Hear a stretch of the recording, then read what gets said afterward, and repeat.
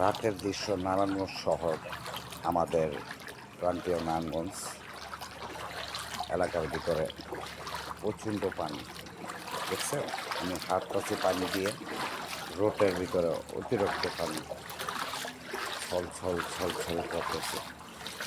গর্ভবতী মানুষ হয়ে কত কষ্ট না করতেছে, কেউ হাঁটতে পারে না, চলতে পারে না, বাচ্চা পোলাপান বাড়িতে পারে না। পানির আওয়াজ অনেকের সমস্যা হয়ে যেতেছে। তবে খারাপ বলবো না, এটা হলো আল্লাহর রহমতের পানি। বৃষ্টি হয়েছে, এতদিন গরমতে মরছি। তবে খালি করছে বৃষ্টি দাও, এখন আল্লাহ বৃষ্টি দিছে, এখন চিকড়া পাকড়া শুরু হয়ে গেছে। ভালো মনটা দেখছেন, এই যে রোদ পড়ায় এখনো পানি।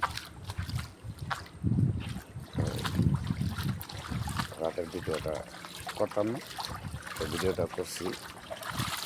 কেউ নাই, নিরিবিলি পরিবেশে আমি হাঁটতেছি আর ভিডিওটা করতেছি। দেখছেন পানির ছল ছল, মাছ চতুর্দিকে দৌড়াচ্ছে দৌড়াচ্ছে, কত ভয়াবহ।